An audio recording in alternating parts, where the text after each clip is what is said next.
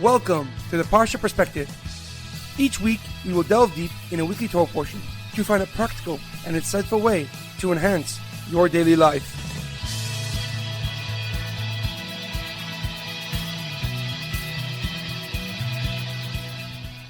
Thank you for tuning in. My name is Rabbi Shalom Yemini, and each week we will look into the weekly Torah portion to find practical and insightful ways to enhance your daily life.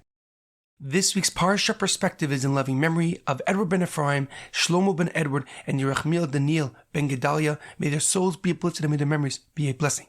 This week's Parsha Perspective is in honor of the Refuah Shlema, their complete and speedy recovery of HaRav Amitai Ben Shoshanna and Shaul Ben Berta.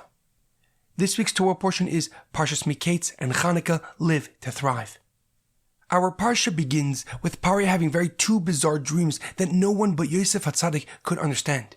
He first dreamt of 7 fat cows being swallowed up by 7 skinny cows, and then he dreamt of 7 big bundles of grain being swallowed up by 7 lean and small bundles of grain. In both dreams, neither the cows nor the bundles of grain grew due to devouring the others. Yosef is brought before Pari and tells him that the dreams mean that there will be 7 years of plenty followed by 7 years of hunger and starvation. He advises Pari to store food and grain during the years of plenty to sustain them during the famine. Pari agrees and appoints Yosef as the governor of Egypt and gives him the responsibility of ensuring that there is food during the famine. And like Yosef told Pari, after 7 years of plenty, a famine like no other descended upon the world. But since God gave Yosef the foresight to plan ahead, Egypt had plenty of food.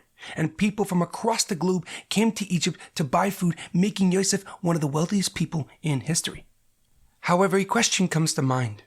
When the famine struck the land of Canaan and food started to become scarce, Yaakov gathered his children together, and he told them, Hine shemaiti ki Edward Ben Efraim, I heard that there is food in Egypt. Redu shama v'shivru lanu misham v'nichya v'leinomus. Go down there, buy for us food, so that we may live and not die.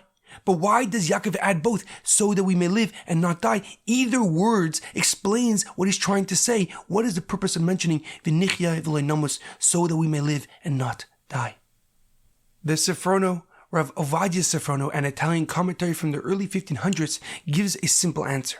He explains that Yaakov was instructing his children to buy whatever type of food at whatever amount so they can just survive. Whether the food is high or low quality, they should buy as much as possible because the objective is to live through the years of hunger and starvation. However, the Orach Chaim HaKadosh, Rav Chaim Ibn Attar, a Moroccan commentary and Kabbalist, gives a deeper and more profound explanation. He writes that Yaakov told his children, V'nichya v'leinomus, so that we may live and not die, because he wanted to thrive and not just survive.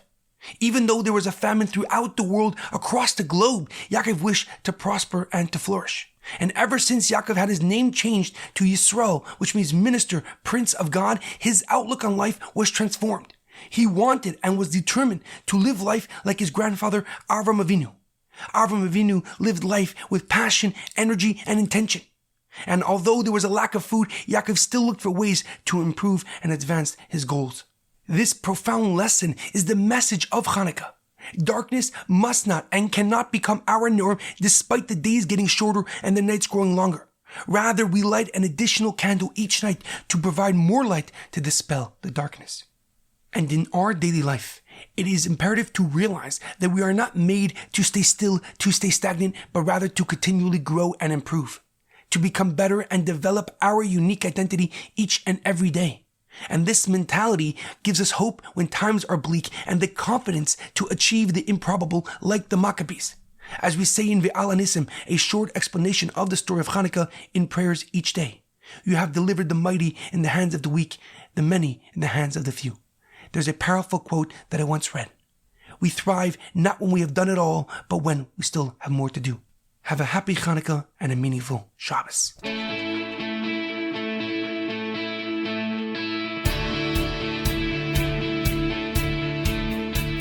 Thank you for tuning in to the Parsha Perspective. Check out our website, theparshaperspective.com. Send thoughts and comments to theparshaperspective@gmail.com. Till next time, thanks for listening.